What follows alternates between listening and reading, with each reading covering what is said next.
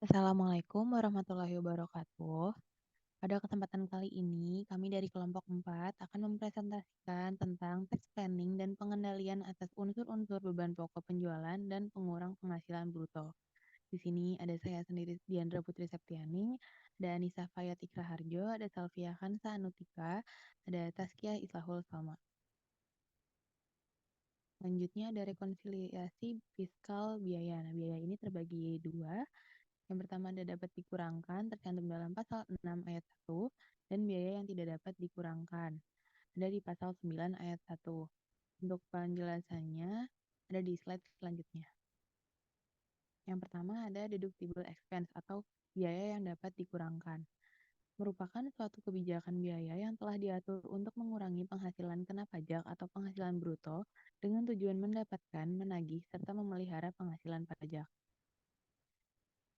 Yang pertama, ada deductible expense itu ada biaya yang secara langsung atau tidak langsung berkaitan dengan kegiatan usaha.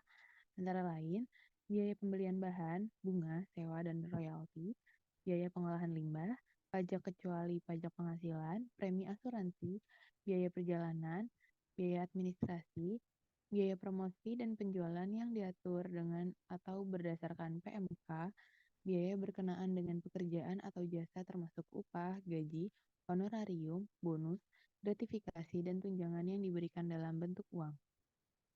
Yang kedua, ada biaya penyusutan atas pengeluaran untuk memperoleh harta berwujud dan amortisasi atas pengeluaran untuk memperoleh hak dan atas biaya lain yang mempunyai masa manfaat lebih dari 1 tahun sebagaimana dimaksud dalam pasal 11 dan pasal 11A.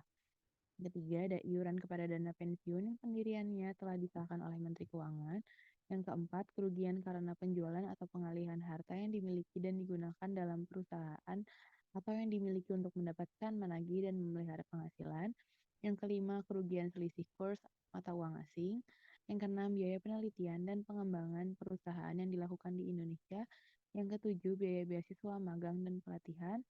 Yang kedelapan, ada piutang yang nyata-nyata tidak dapat ditagih dengan syarat telah dibebankan sebagai biaya dalam laporan laba rugi komersial. Wajib pajak harus menyerahkan daftar piutang yang tidak dapat ditagih kepada Direktorat Jenderal Pajak dan telah diserahkan perkara penagihannya kepada pengadilan negeri atau instansi pemerintah yang menangani piutang negara, atau adanya perjanjian tertulis mengenai penghapusan piutang atau pembebasan utang antara kreditur dan debitur yang bersangkutan, atau telah dipublikasikan dalam penerbitan umum atau khusus, atau adanya pengakuan dari debitur bahwa utangnya telah dihapuskan untuk jumlah utang tertentu. Syarat terakhir yaitu syarat sebagaimana dimaksud pada angka 3 tidak berlaku untuk penghapusan piutang tak tertagih debitur kecil sebagaimana dimaksud dalam pasal 4 ayat 1 huruf K yang pelaksanaannya diatur lebih lanjut dengan atau berdasarkan peraturan Menteri Keuangan. Yang kesembilan, ada sumbangan dalam rangka penanggulangan bencana nasional yang ketentuannya diatur dengan peraturan pemerintah.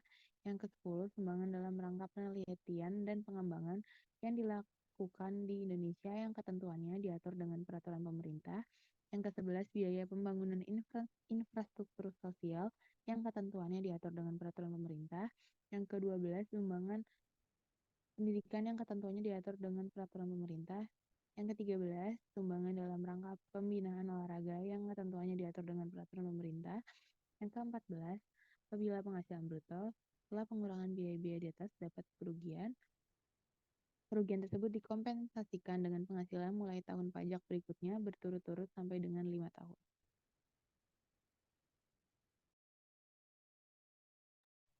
Selanjutnya ada non-deductible expense. Non-deductible expense adalah biaya yang tidak berhubungan dengan usaha untuk mendapatkan, menagih, dan memelihara penghasilan seperti pembagian laba dengan nama dan dalam bentuk apapun seperti dividen, termasuk dividen dibayarkan oleh perusahaan asuransi kepada pemegang polis dan pembagian sisa hasil usaha koperasi.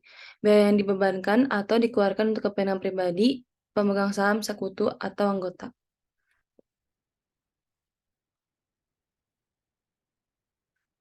Non-deductibles itu pertama ada pembagian laba dengan nama dan dalam bentuk apapun seperti dividen, termasuk dividen yang dibayarkan oleh perusahaan asuransi kepada pemegang polis dan pembagian hasil usaha koperasi.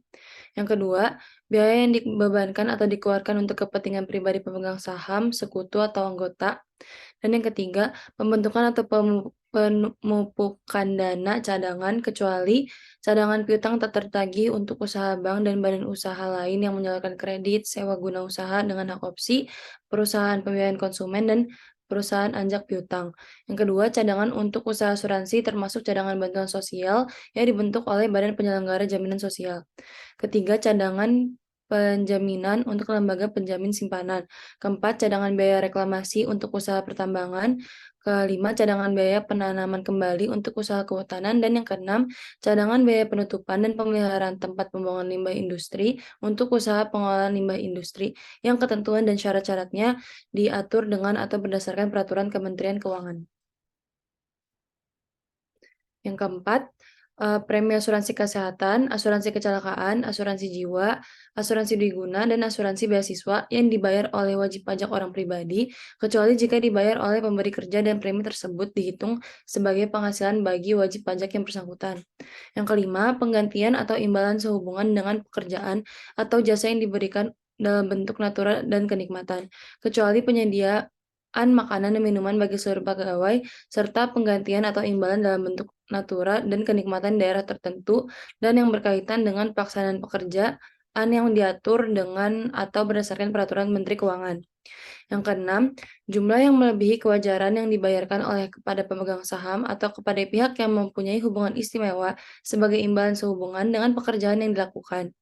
Yang ketujuh, harta yang dihibahkan, bantuan atau yang disumbangan, dan warisan sebagaimana dimaksud dalam pasal 4 ayat 3 huruf A dan huruf B, kecuali sumbangan sebagaimana dimaksud dalam pasal 6 ayat 1 huruf I sampai dengan huruf M, serta zakat yang diterima oleh badan amil zakat atau lembaga amil zakat yang dibentuk atau disahkan oleh pemerintah, atau sumbangan keagamaan yang sifatnya wajib bagi pemeluk agama yang diakui di Indonesia, yang diterima oleh lembaga keagamaan yang dibentuk atau disahkan oleh pemerintah, yang ketentuannya diatur dengan atau berdasarkan peraturan pemerintah. Selanjutnya ada metode penilaian persediaan yang diakui oleh pajak di Indonesia itu cuma ada dua, yaitu FIFO dan average.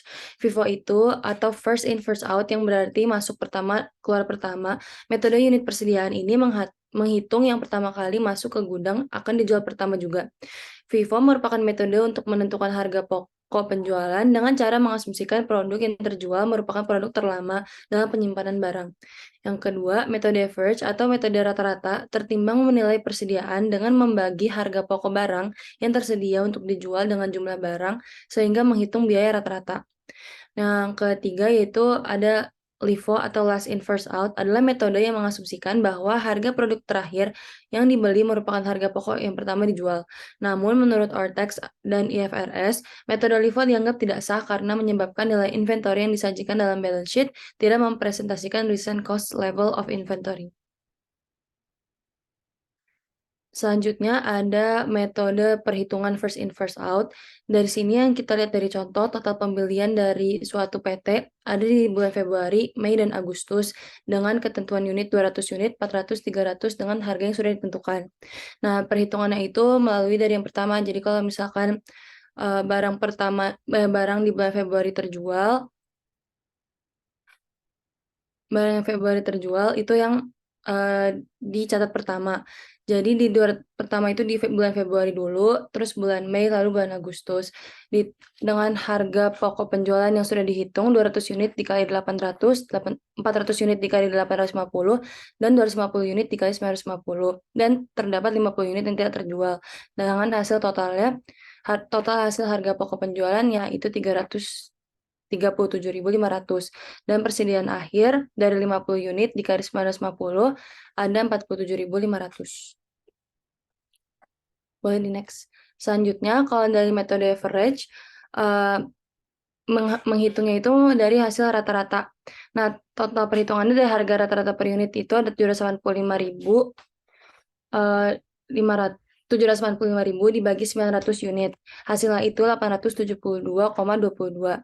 Nah, harga pokok penjualannya itu jadinya 850 unit dikali 872,22, hasilnya 741.388. Sehingga persediaan akhirnya itu 50 unit dikali 872,22 rupiah itu 43.612.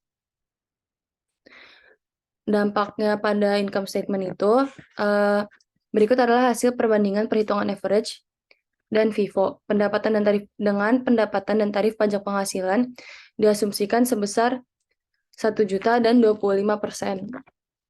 Dari total pendapatan ada dari average dan FIFO 1 juta rupiah. Harga pokok penjualan yang sudah dihitung tadi dari average 741.388, dari FIFO 737.500. Laba sebelum pajaknya dihitung 250, hasilnya laba sebelum pajak 258.612, di FIFO 262.500. Dengan total pajak 25%, hasilnya adalah 64.653 dan FIFO 65.625, sehingga laba setelah pajaknya adalah 193.959 dan FIFO 196.875. Selanjutnya ada biaya bunga. Untuk biaya bunga termasuk premium, diskonto, dan imbalan karena jaminan pengembalian utang merupakan biaya yang dapat dikurangkan dari penghasilan bruto. Lalu bunga pinjaman selama masa konstruksi suatu aset merupakan komponen biaya langsung atas harga pokok atau harga perolahan aset yang bersangkutan. Boleh di next. Lalu ada biaya entertainment, itu tuh termasuk representasi, jamuan, dan sejenisnya untuk mendapatkan, menagih, dan memelihara penghasilan pada dasarnya dapat dikurangkan dari penghasilan bruto, sebagaimana dimaksud dalam pasal 6 ayat 1 PP nomor 55 tahun 2022. Dibuatkan daftar nominatif dan dilampirkan dalam SPT tahunan PPH yang memuat yang pertama nomor urut, yang kedua tanggal dan jenis entertainment, yang ketiga nama tempat, yang keempat alamat, kelima jumlah, keenam nama relasi, ketujuh posisi, kedelapan nama perusahaan, dan yang kesembilan jenis usaha. Untuk biaya promosi yang dapat dikurangkan, itu termasuk biaya periklanan di media elektronik, media cetak, atau media lainnya, biaya pameran produk, biaya pengenalan produk baru, atau biaya sponsorship yang berkaitan dengan promosi produk. Lalu wajib pajak wajib membuat daftar nominatif atas pengeluaran biaya promosi. Daftar nominatif sebagai mana tersebut dilaporkan sebagai lampiran saat wajib pajak menyampaikan SPT tahunan PPH. Boleh di next. Lalu ada selisih kurs mata uang asing. Untuk kerugian selisih kurs merupakan biaya deductible expense. Selisih kurs karena fluktuasi apabila wajib pajak membukukan transaksi yang bersangkutan dengan kurs tetap, maka selisih kurs diakui pada saat terjadi realisasi pembayaran. Lalu apabila wajib pajak membukukan transaksi yang bersangkutan dengan kurs setengah BI atau kurs yang sebenarnya berlaku pada akhir tahun, maka selisih kurs diakui pada akhir tahun. Wajib pajak harus menggunakan metode di atas secara taat asas. Lalu ada natura yang boleh dikurangkan. Yang pertama, makan dan minum bagi seluruh pegawai. Yang kedua, tempat tinggal, termasuk perumahan bagi pegawai dan keluarganya, sepanjang di lokasi bekerja tersebut tidak ada tempat tinggal yang dapat disewa. Ketiga, pelayanan kesehatan, sepanjang di lokasi bekerja tersebut tidak ada sarana kesehatan. Yang keempat, pendidikan bagi pegawai dan keluarganya, sepanjang di lokasi bekerja tersebut tidak ada sarana pendidikan yang setara. Yang kelima, pengangkutan bagi pegawai di lokasi bekerja, sedangkan pengangkutan anggota keluarga dari pegawai yang bersangkutan terbatas pada pengangkutan sehubungan dengan kedatangan pertama ke lokasi bekerja dan kepergian pegawai dan keluarganya karena terhentinya hubungan kerja.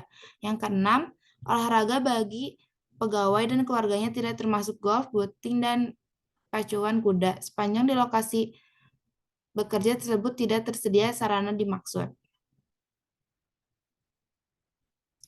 Lalu ada biaya pemakaian ponsel dan kendaraan. Untuk biaya pembelian itu penyusutan kelompok 1 itu 50%, lalu biaya pulsa, biaya rutinnya itu 50%. Lalu biaya pembelian penyusutan kelompok 2 itu 50%, dan untuk biaya pemeliharaan atau biaya rutin itu 50%. Lalu ada biaya perolehan software. Yang pertama untuk program aplikasi umum, itu pembebanannya sekaligus di bulan berjalan. Yang kedua itu program aplikasi khusus, itu amortisasi kelompok 1. Lalu sumbangan yang diperbolehkan. Yang pertama, sumbangan dalam rangka penanggulangan bencana nasional. Yang kedua, sumbangan dalam rangka penelitian dan pengembangan. Yang ketiga, sumbangan fasilitas pendidikan. Yang keempat, sumbangan dalam rangka pembinaan olahraga. Yang kelima, biaya pembangunan infrastruktur sosial. Lalu ada penyusutan dan amortisasi fiskal. Yang diusutkan atau diamortisasi itu ada penyusutan harta berwujud dan amortisasi harta tidak berwujud. Selanjutnya itu ada harga perolehan, jumlah yang sesungguhnya dikeluarkan untuk mendapatkan harta yang bersangkutan, hubungan berealisasi atau jumlah yang seharusnya dikeluarkan, atau harga pasar wajar. Itu termasuk tukar menukar, likuidasi, penggabungan, pemekaran, pemecahan, atau pengambil alihan perusahaan kecuali ditetapkan lain oleh Menteri Keuangan. Selanjutnya penyusutan dibagi menjadi 2 metode. Yang pertama menurut pasal 21 ayat 1 PP 55 tahun 2022 yaitu garis lurus, penyusutan atas pengeluaran untuk pembelian, pendirian, penambahan, perbaikan atau perubahan harta berwujud kecuali tanah yang berstatus hak milik, hak guna bangunan, hak guna usaha, dan hak pakai yang dimiliki dan digunakan untuk mendapatkan, menagih, dan memelihara penghasilan yang mempunyai masa manfaat lebih dari 1 tahun dilakukan dalam bagian-bagian yang sama besar selama masa manfaat yang telah ditentukan bagi harta tersebut. Menurut pasal 21 ayat 2 PP 55 tahun 2022, saldo menurun, penyusutan atas pengeluaran harta berwujud sebagaimana dimaksud pada ayat 1 selain bangunan dapat juga dilakukan dalam bagian-bagian yang menurun selama masa manfaat yang dihitung dengan cara menerapkan tarif penyusutan atas nilai sisa buku. Dan pada akhir masa manfaat, nilai sisa buku disusutkan sekaligus dengan syarat dilakukan secara taat asas.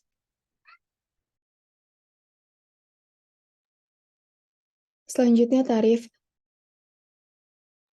Menurut pasal 21 ayat 3 PP 55 tahun 2022, kelompok harta berwujud golongan 1 yaitu buku bukan bangunan, ada kelompok 1, kelompok 2, kelompok 3, dan kelompok 4. Kelompok 1 memiliki masa manfaat 4 tahun, tarif depresiasi garis lurusnya 25%, saldo menurunnya sebesar 50%, kelompok 2 masa manfaatnya 8 tahun, garis lurusnya 12,50%, saldo menurunnya 25%, kelompok 3 masa manfaatnya 16 tahun, garis lurusnya 6,25%, saldo menurunnya 12,50%, kelompok 4 masa manfaatnya 20 tahun, garis lurusnya 5%, dan saldo menurunnya 10%.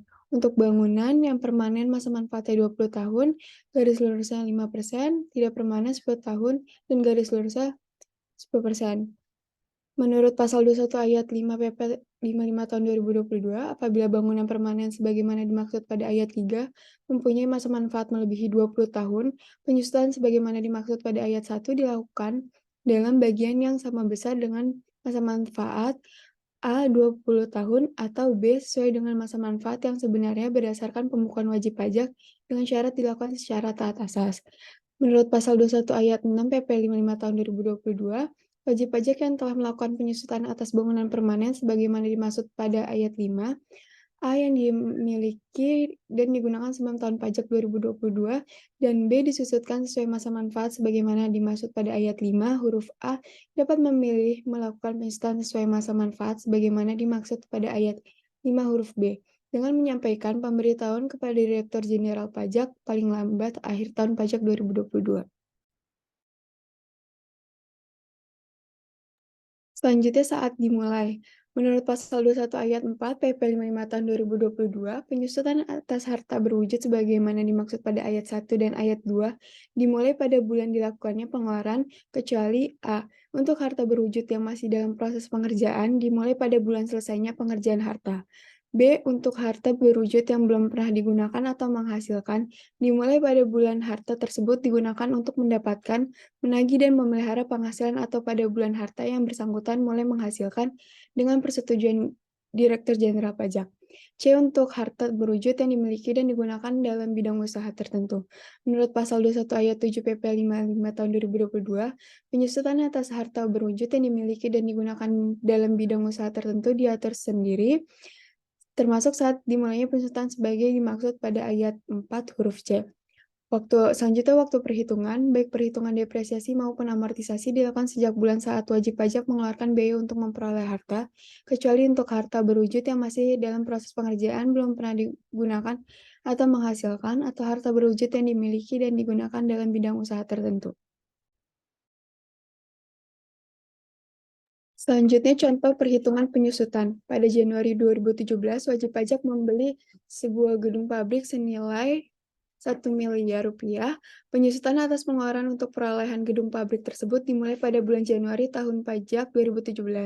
Masa manfaat gedung pabrik berdasarkan pembukuan wajib pajak adalah 30 tahun. Namun wajib pajak melakukan penyusutan dengan masa manfaat 20 tahun dan tarif penyusutan sebesar 5% per tahun. Untuk melakukan penyusutan terhadap gedung pabrik tersebut yang memiliki masa manfaat lebih dari 20 tahun, wajib pajak dapat memilih untuk menghitung biaya penyusutan sesuai dengan sisa masa manfaat sebenarnya berdasarkan pembukuan wajib pajak dengan tarif penyusutan yang dihitung berdasarkan nilai sisa buku fiskal, dengan menyampaikan pemberitahuan kepada Direktur Jenderal Pajak paling lambat akhir tahun pajak 2022. Pada Februari 2022, wajib pajak menyampaikan pemberitahuan memilih untuk menghitung biaya penyusutan atas gedung pabrik tersebut sesuai masa manfaat yang sebenarnya berdasarkan pembukuan wajib pajak. Sesuai pembukuan wajib pajak atas gedung pabrik tersebut telah disusutkan selama 5 tahun dengan sisa manfaat pada awal tahun pajak 2022 atau 1 Januari 2022 adalah 25 tahun.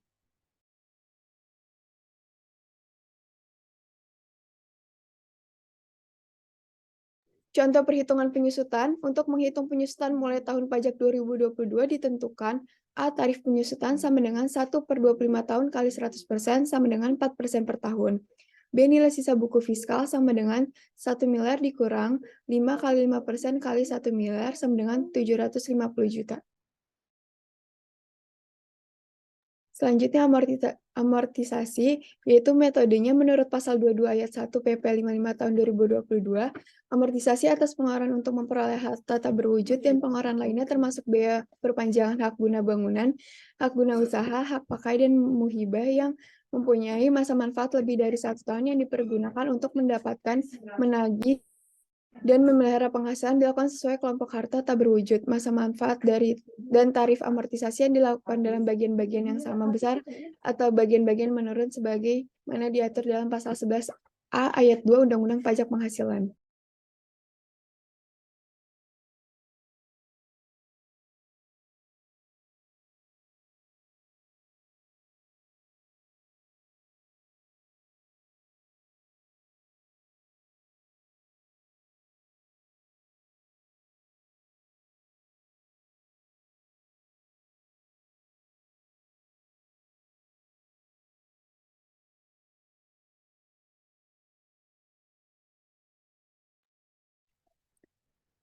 Selanjutnya tarif, menurut pasal 11A ayat 2 UU PPH, kelompok harta tidak berwujud dibagi menjadi 4 kelompok. Yang pertama kelompok 1, masa manfaat 4 tahun dengan garis lurus 25%, saldo menurun 50%.